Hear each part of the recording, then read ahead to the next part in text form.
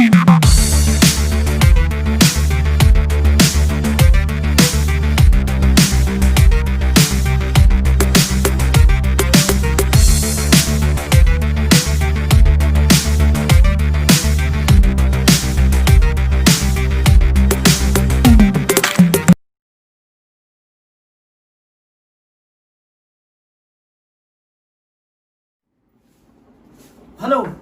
Good morning everybody. हाँ, तो भाई आप लोगों ने अभी तक स्कूल में पढ़ा था, बहुत डिसिप्लिन से आप स्कूल में पढ़ते रहे और अभी आपका कॉलेज लाइफ शुरू होने जा रहा है और उसमें आपने कॉमर्स साइड सिलेक्ट किया। बहुत अच्छी बात, आपका कॉमर्स में प्रवेश, वेलकम, धन्यवाद। हाँ, वेलकम तो हो गया भाई। आपको लगेगा अब ये बाबा कितनी देर तक लेक्चर देगा, वैसी बात नहीं, मैं 2 या 3 मिनट में पढ़ाना शुरू करने वाला हूँ। हाँ, लेकिन आपने कॉमर्स साइड में आने के बाद में भी मैथ सब्जेक्ट सिलेक्ट करना चाहा, उससे भी बहुत अच्छी बात, क्योंकि भाई आप जो भी हायर एजुकेशन लेने वाले हैं, सीए, सीएस, सीएमए, एमबीए और भी बहुत सारी लाइंस हैं। मैंने 2-4 इंजीनियरिंग लाइन बोला है, बैंकिंग एग्जाम कोई भी ले लो, सभी में आपको मैथमेटिक्स की जरूरत है। मैथमेटिक्स सब्जेक्ट बड़ा इंटरेस्टिंग होता है, कैलकुलेशन बतलाता है, बिजनेस में काम आता है, बड़े बड़े स्टैटिस्टिशियन फैक्ट्रियों में काम करते हैं, उससे देश का पूरा बजट बनता है। और ऐसा सब्जेक्ट आपने सिलेक्ट किया, इसलिए आपको तो सबसे पहले मैं धन्यवाद देता हूं, क्योंकि जो लोग बड़े होशियार होते हैं वही इन सब्जेक्ट में आगे बढ़ते हैं और आप सभी ने वो सिलेक्ट किया, इसका मतलब आप सभी होशियार लोग हो और साथ ही साथ मेरे साथ आप पढ़ने वाले हैं। बहुत अच्छी बात है भाई, क्योंकि मेरा 30 साल का पुराना अनुभव आपको सब मैं देने वाला हूँ। हाँ, तो इसी से आपको मैथमेटिक्स सब्जेक्ट इजी हो जाएगा।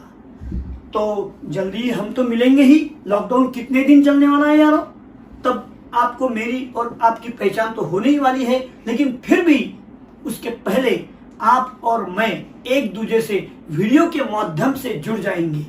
तो मैं और आप मिलकर स्टडी करेंगे, मैं हायर लेवल से और आप लोअर लेवल से, ऐसा नहीं चलेगा भाई। मुझे आदत है स्टूडेंट्स के साथ घूमने की, फिरने की और उनसे पढ़ाने की, तो आपके साथ साथ मैं चलूंगा, आपके लेवल से मैं चलूंगा, तो आपको मैथमेटिक्स सब्जेक्ट का इंटरेस्ट बढ़ जाएगा।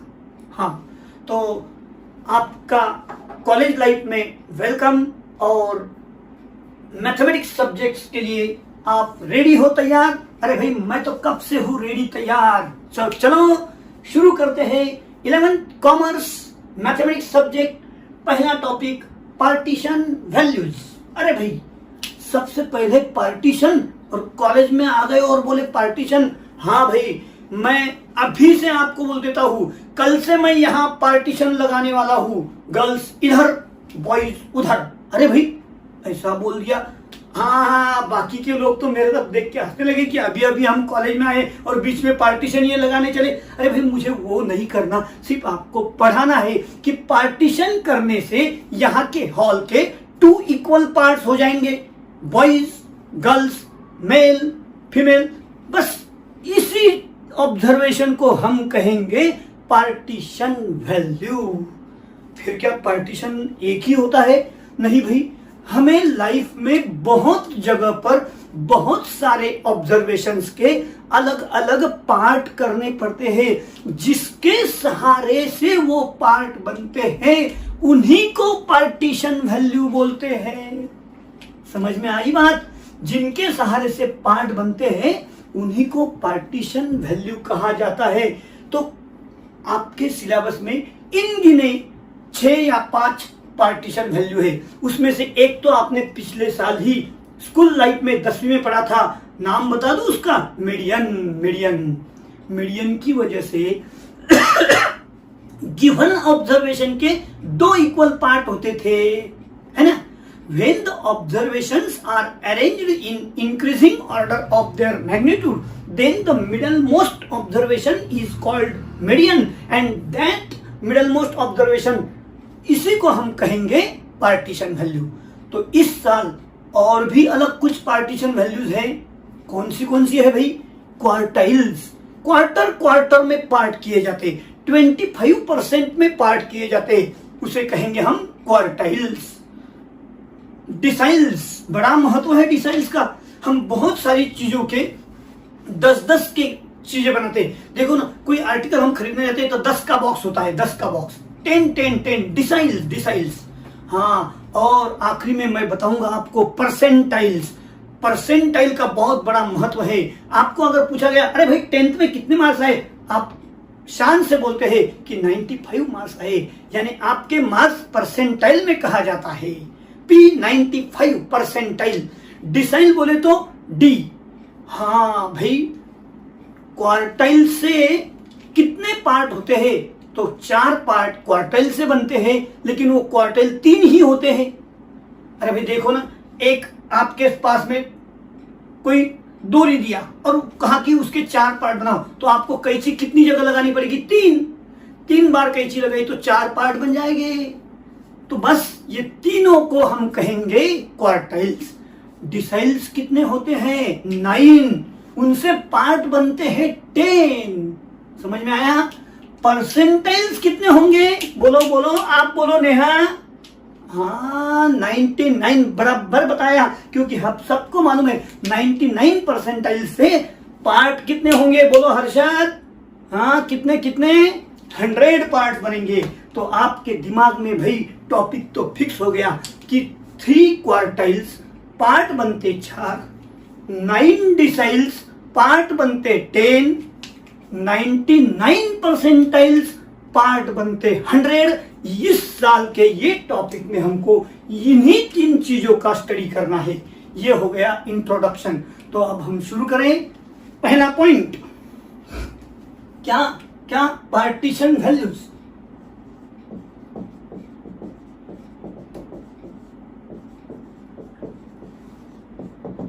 कौन है, किसको बोलते हैं? बोलो। When observation arranged in ascending order, when the observation arranged in ascending order, and then the observation which divides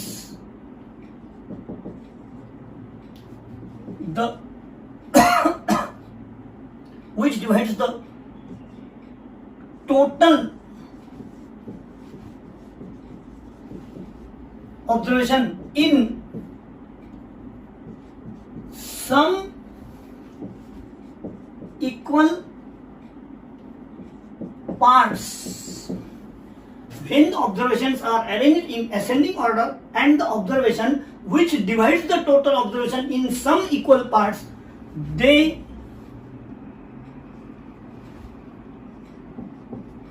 are called partition values. हाँ, फॉर एग्जाम्पल मैं बता दूं आपको कौन है भाई पार्टीशन वैल्यू। एग्जाम्पल, पिछले साल आप पढ़े थे मीडियन, इस साल आप पढ़ने वाले हैं कौन से बोलो? क्वार्टाइल्स। अरे भाई क्वार्टाइल्स का गड़बड़ कर दिया मैंने। बोलो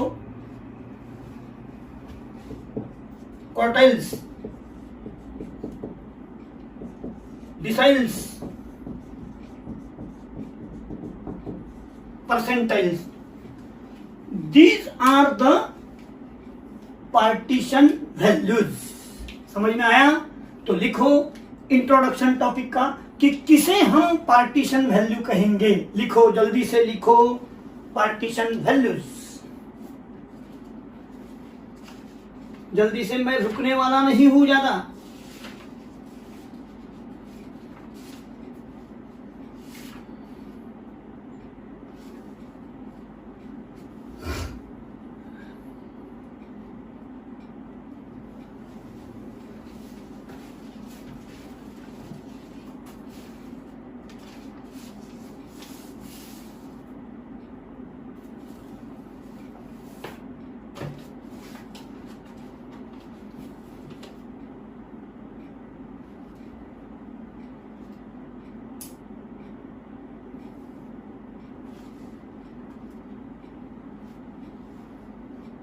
हाँ, हो गया आपका। तो मैं चलूं। हाँ, आपने क्वार्टाइल्स का डेफिनेशन लिखा। अब क्या ये डेफिनेशन आपको रट्टा मारना है? बिल्कुल नहीं भाइयों। अरे भाई, ये सिर्फ कंसेप्ट क्लियर करने के लिए हमने लिखा कि जिस ऑब्जर्वेशन से सम इक्वल पार्ट्स बनते हैं उन्हें हम पार्टीशन वैल्यू बोलते हैं। ये सिर्फ समझाने के लिए लिखा है यारो। हाँ चलो, तो अब मैं आपको सीधे लेके चलता हूं किस बात का हमें स्टडी करना है। तो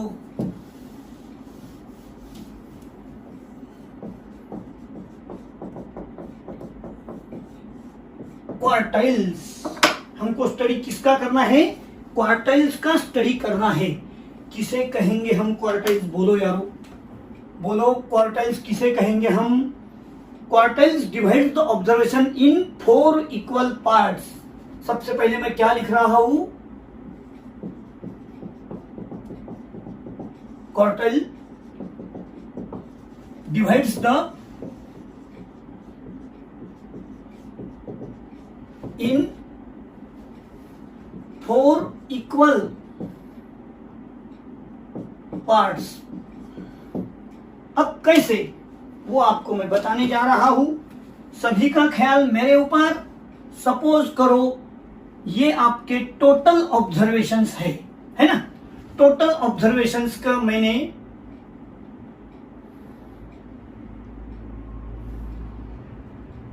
हाँ ये 2 पार्ट किए, इक्वल पार्ट्स। तो ये रहा आपका 10वीं का, याद करो, मीडियन, है ना? मीडियन, उसे मैं आज क्वार्टाइल नंबर 2 कहूंगा। Quartile number 2। फिर क्वार्टाइल नंबर 2 के 2 पार्ट किए मैंने, देखो 1 और 2। तो ये बन गया आपका क्वार्टाइल नंबर 1। और फिर यहां पर मैं लेने वाला हूं, ये है आपका क्वार्टाइल नंबर 3। समझ में आई बात? टोटल ऑब्जर्वेशन के 25%। एक काम करो, सपोज ये 0 है और ये 100 है ना? तो 25% यहां आ गया, 25% हर जगह पर रह गया। तो इस तरह से मैंने 4 पार्ट्स बनाए। कौन से चीज के 4 पार्ट्स बने भाई? सुनो सुनो, ये रहा आपका Q1, Q2, Q3। ये 3 क्वार्टाइल्स के सहारे से टोटल ऑब्जर्वेशन के 4 पार्ट्स बन गए। बने कि नहीं? चलो, आपको ड्रॉ करना है। पहले लिखो क्वार्टाइल्स। सिर्फ मैं आगे आगे बढ़ूंगा, आप पीछे पीछे लिखेंगे, अच्छी बात नहीं है। तो लिखेंगे क्वार्टाइल्स डिवाइड्स द ऑब्जर्वेशन इन बोलो 4 इक्वल पार्ट्स। 4 equal parts. और ये डायग्राम बना लो पहले। सभी को ये डायग्राम बनाना है। हाँ, क्वार्टाइल्स कितने हैं भाई? 3। और उनसे पार्ट बनते हैं 4, है ना? हाँ, अब सुनेंगे मेरा, आप तो सुनेंगे ही अभी।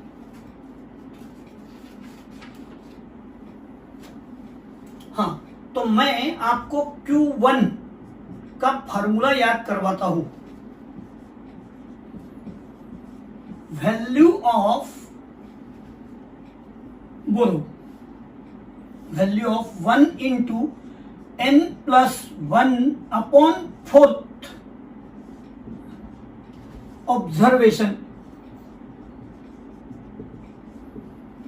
Q1 value of 1 into n plus 1 upon 4th observation, इसे हम कहेंगे लोअर क्वार्टाइल। याद करो, आपको पिछले साल, अभी नहीं बताऊंगा मैं, अभी नहीं बताऊंगा, Q2 के बाद बताऊंगा, क्योंकि Q2 यानी आपका पिछले साल का है। तो formula number 2 Q2, value of 2 into n plus 1 upon 4th,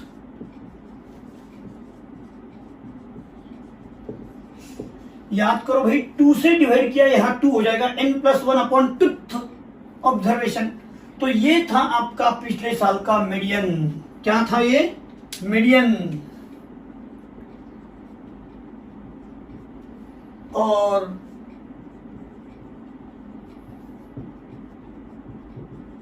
मैं आपको लिखाने जा रहा हूं अभी Q3 क्वार्टाइल नंबर 3 का formula. Value of 3 into n plus 1 upon 4th observation. समझ में आई बात? Value of 3 into n plus 1 upon 4th observation, ये रहा आपका अपर क्वार्टाइल। ये ऊपर नीचे हो गया क्या थोड़ा? तो इसे मिटा के लिखता हूं ना भाई, पहले लिख दिया ना तो गड़बड़ तो हो नहीं वाला था। कहा गया डिस्टर्ब। तो चलो इसे फिर से एक बार, क्या लिखूं यहां मैं? अपर क्वार्टाइल लिखो, सब मिलके लिखो। ये लोअर क्वार्टाइल, ये मीडियन, ये अपर क्वार्टाइल।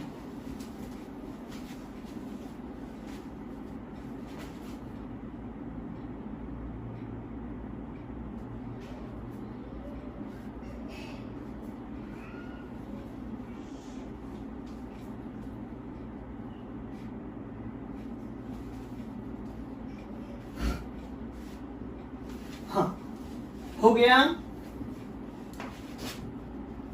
Q1 को लोअर क्वार्टाइल बोलते हैं, Q2 को मीडियन कहा जाता है, Q3 को अपर क्वार्टाइल कहा जाता है।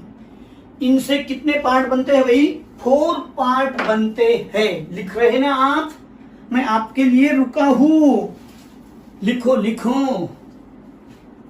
हाँ, एक के नीचे एक कैसा प्रेजेंटेशन होना चाहिए, देखो, याद रहने को भी फिर अच्छा रहता है। देखो ना, Q1 है तो 1, Q2 है तो 2, Q3 है तो 3, n प्लस 1 अपॉन 4 हर जगह। अपॉन 4 क्यों किया? अरे भाई, क्योंकि 4 पार्ट्स बनते हैं इसलिए अपॉन 4। याद करो, पिछले मीडियन से 2 पार्ट बनते थे तो अपॉन 2 आता था। देखो ना, 2 से 4 को डिवाइड करो तो 2, n plus 1 upon 2th observation. याद है कि नहीं आपको पिछले मीडियन निकालते समय? हाँ, तो चलो लिखो। सेजल, क्या चल रहा? लिखो। लिखने को कहा, इधर उधर देखते हैं।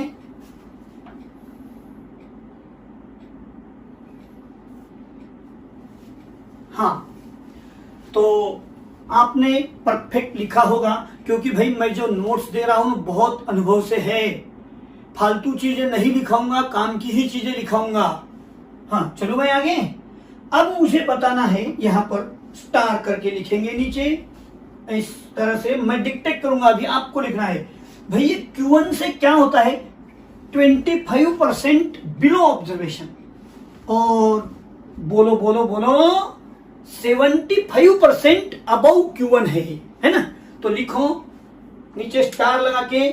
हाँ, 25 ऑब्जर्वेशन, 25% बोलो, स्टार लगाया मैंने।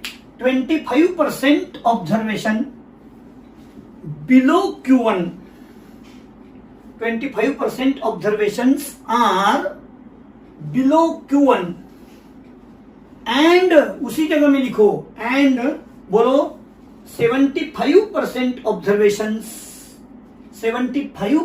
observations are above Q1 है ना। हाँ,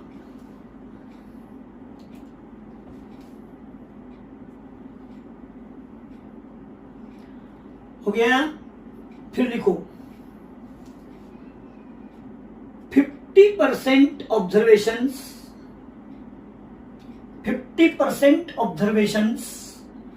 below Q2, below star second लगाओ यारो। 50% observations are above and 50% below Q2, यानी क्वार्टाइल नंबर 2। ब्रैकेट में लिखो दैट इज मीडियन। हो गया। थर्ड, Q3 में क्या बोलेंगे बोलो। हाँ, उल्टा हो गया Q1 से। 75% बिलो, 25% अबव। लिखो 75% observations are below Q3 and 25% are above Q3।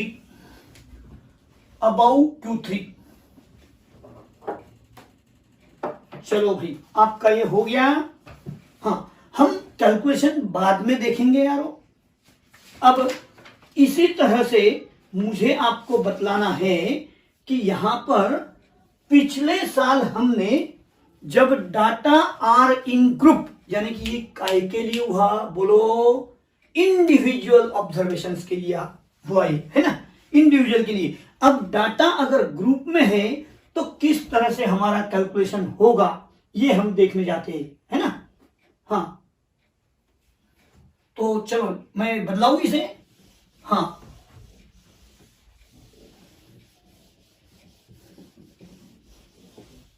सब मिलके देखेंगे यारो। Q1 for group frequency distribution.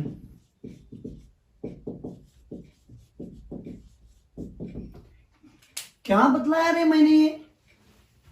For group frequency distribution का मतलब क्या हुआ बोलो भाई, बोलो। हाँ, याद करो। ग्रुप फ्रीक्वेंसी डिस्ट्रीब्यूशन यानी मार्क्स, हिडिंग या मार्क्स 10 to 20, 20 to 30, 30 to 40। ये 30 to 40 क्या है भाई? ग्रुप। अब 30 to 40, 40 to 50, 40 to 50 मार्क्स कितने लोगों को? हाथ ऊपर करो। 1 2 3 4 5 17 आ गया। तो 17 ये बन गया उसका फ्रीक्वेंसी। तो मैं 30 to 40 के सामने लिखूंगा 70, ऊपर रहेगा नंबर ऑफ स्टूडेंट यानी कि F। इसे हम कहते हैं फ्रीक्वेंसी डिस्ट्रीब्यूशन, और यहां लिया गया ग्रुप, है ना। तो ऐसे समय में सबसे पहले हम क्या करेंगे बोलो? Q1 class. सबसे पहले Q1 याद है ना, मीडियन क्लास कैसे ढूंढते थे हम? हाँ, तो Q1 क्लास कैसे ढूंढेंगे भाई? सबसे पहले n/4 class corresponding to n/4 ऐसा लिखा तो भी चलेगा ना।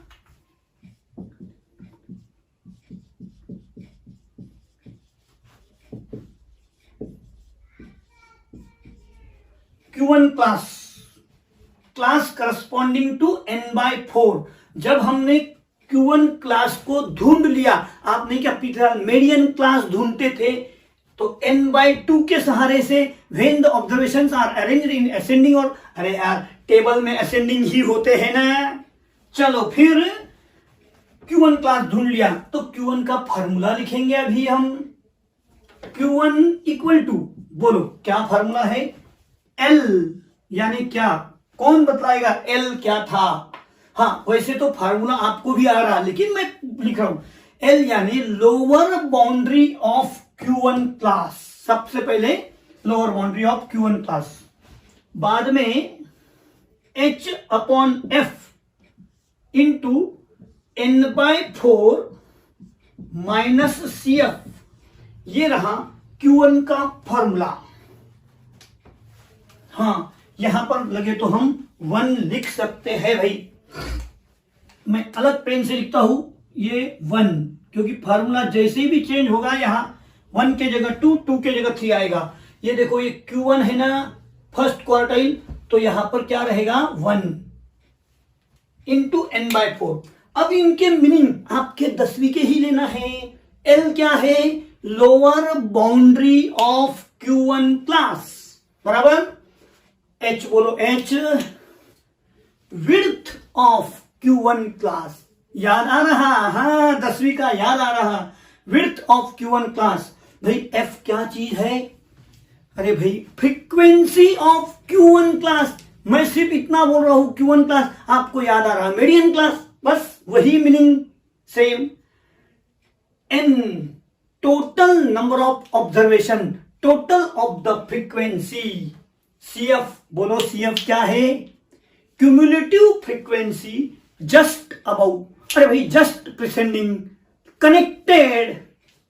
समझ में आ गया? तो इस तरह से ये सारे मीनिंग इसके है। Q1 हो गया। मैं यहां पर ही आपके सामने Q2 लिखने वाला हूं। चलो देखेंगे। Q2 L plus H/F। बोलो बोलो, हाँ, यहां क्या आने वाला है? 2। बाकी का पूरा सेम रहेगा भाई, n/4 माइनस CF। और तो और Q3 बतला दू इधर, अब जगह कम हो रहा ना, वहां हो जाएगा। पहले प्लानिंग रखना चाहिए था मैंने भी। L प्लस, बोलो, H/F क्या होगा? बोलो जल्दी से, बोलो क्या होगा? हाँ, 3। फिर से एक बार मैं 3 इंटू क्या करूं? n/4 minus CF। मैंने एक के नीचे एक तीनों फॉर्मूले लगा दिए। H/ ये क्या है? F। यानी फार्मूला में एक के नीचे एक लिखने से क्या होता है? कोई चेंज नहीं है। चेंज क्या है तो वो देख लिया आपने। ये 2 क्यों लिखा गया? अरे भाई सेकंड क्वार्टाइल है 2, ये देखो ना, थर्ड क्वार्टाइल है तो 3। इतना सिर्फ चेंज करो, बाकी सब पूर्व फार्मूला वही, मीनिंग भी वही, 10वीं के ही। इसके लिए लिखा के देने की कोई जरूरत नहीं। आ गई बात समझ में Q3 की? हाँ, मैं साइड में क्यों खड़ा हूं, आपको पूरा स्क्रीन दिखाई दे, आप फार्मूला नोट करें, इसी के लिए।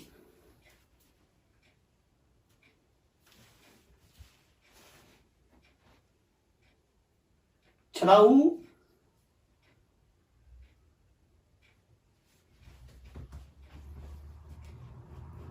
हाँ,